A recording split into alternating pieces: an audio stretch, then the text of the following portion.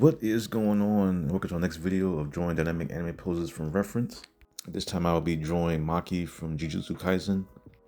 And I went through a lot of different references on Pinterest and decided to find, I guess I found the one with her, powered up. And I wanted to draw that one since that's like the latest episode that has come out recently.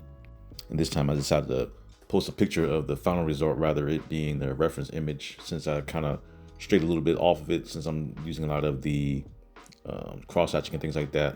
I wanted to try to show more of it in my style. Plus, I've been getting a lot of requests to do a lot more completed work from the poses. And also with this video, I kind of sped up a little bit more since there's a lot of detail in it. I don't want the video to be too long, unless you want it to be. I mean, you can leave in the comments down below if you want it to be like the long, drawn out process. Now for this, I start out the usual way where I've done it plenty of times in my other videos where I'm using different shapes and things like that. Now this one I didn't use shapes. Well, I use a circle for the head, and then I kind of just visualize where the shapes would be for the rest of the body. You kind of just see me kind of just throw it in real fast, like I'm drawing in the circle for the head, and I did the circle for the chest a little bit, and circle for the waist. But then when I did the arms, I kind of just dropped it down real fast, throw it in there, because the more you use shapes, it stays in your head, so that when you start to draw things quickly, you can kind of just gesture it out real quick and then start going straight to details, like what you see me do here. I kind of just drew all the shapes in, erased it real lightly, and now I'm going with details. Like I think I mentioned in my other videos, I said you just draw real lightly, draw dark, erase it a little lightly, and then go straight to the details. And especially if you already have the image that you have in mind, that's why you always draw like thumbnails and things like that for what you're trying to draw, and then you go off that thumbnail, which would make it easier for you to draw straight into, or go straight into the lines and details. So right now I'm working the face.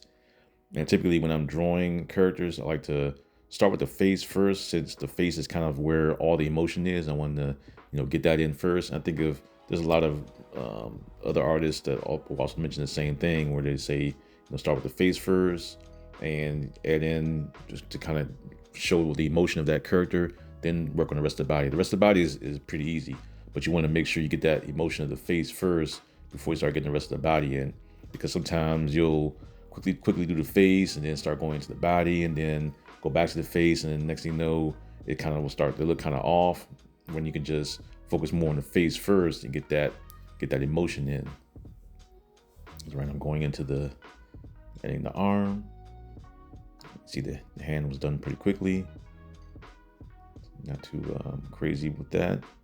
You see with the hand, even though it was done pretty fast in the sped up video, but I use that same method I mentioned before with the separating the fingers, 3 shapes, 3 cylinders for each finger, to kind of draw it out. And when I did the thumb for the mouth, I had the box for the hand there, and I measured out how far the thumb was going to be first before I drew the rest of the hand, because I wanted to make sure that the thumb was right there, where she's kind of like smearing the blood from the side of her mouth. And I'm just working in all the details, darkening some of the lines. Right now I'm just outlining everything. And even then, the way this is, even though I go straight to cross-hatching with this, I could have just left it as a complete outline and erased it again lightly before I started to go in and add in inks to it if I was going to ink it. But for this one, I wanted to do cross-hatching. Originally, I was going to use this pose like I did before with my other videos, where I was going to just have the shapes, drawing the pose and things like that. But then when I drew it, I started getting a little attached to it. Said, okay, well, let me just go ahead and finish it off and make a video with me finishing off a character in one of the poses. Because any detail is, I know it seems easy to draw a character straight into detail from the image, but the more you practice doing it, the easier it becomes. I mean, because before I used to erase a lot. Even in this one, I erased a few times, making a few changes. But it all comes with practice. The more you practice, the easier it is to draw and add details straight from from the shapes and things like that. And it's also, like I mentioned before, a good thing to have thumbnails. That way you can just look at your thumbnail and go off of that to draw from. I mean, in this case, I'm going off a reference, but then at the same time, it's when I'm adding in my own cross-hatching to it, you kind of have to use your imagination to figure out where what the lines to go. Now for the hair, I know people are mentioning a lot of things about drawing hair, but when I do hair, I always do an outline of the hair first, and then I kind of to kind of measure out how the thickness or how far thickness of the hair is towards the head. And when I start adding details, like you see me doing here, I'll find there's always like a point where the hair flows from. And when I find that point of where the hair flows, I kind of just draw straight from that. And that's how I get my hair flow. And I'll make some hair tutorials showing that, because different people have different hair flows. And I think of drawing some other anime characters in my previous ones. I think when I drew Baki before, he has like a hair flow in the middle. But there's always that tension in the hair flow that you have to kind of find. It's almost the same as if the character had her hair in a ponytail. I go off where that tension is and see where the lines are flowing from in their head right there. And if it was in a ponytail, I'll go off of that the same way. I'll follow the flow of the lines or wherever the tension is in their hair. And since the hair is kind of growing from that point, especially when it's long hair like that.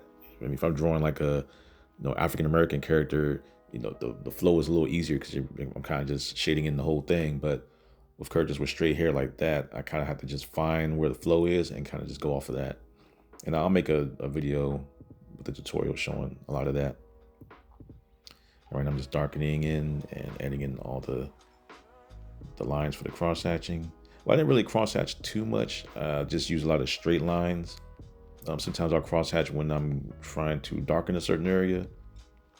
But I think this one I just used a lot of straight lines when crossing one angle one way or another one's going a different way, like you see in the chest area. Right, I'm just adding in all the shading where all the creases are, wrinkles in the cape. Trying to find all the shadows, darkening some of the lines so you can see it a little bit better.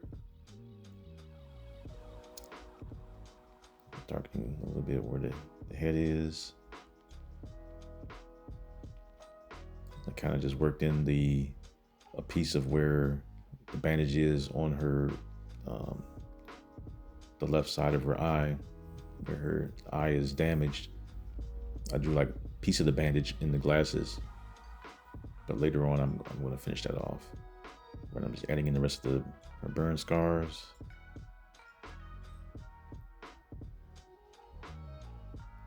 Darkening some more lines.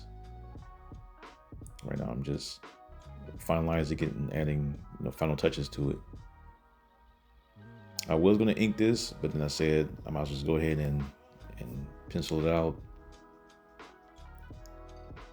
And I think my pencil or my eraser on my current pencil is pretty low because I used it a lot and kind of ran it down. So sometimes I'll use my kneaded eraser to erase some things, and then I'll use the eraser on my blue pencil to erase some things also. Those were smaller. I have another bigger eraser, but it's too thick. I wanted to get those fine points and the mistakes.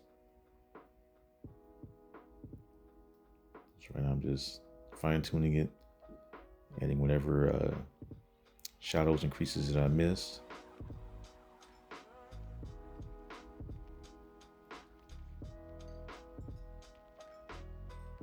Darkening up some more areas.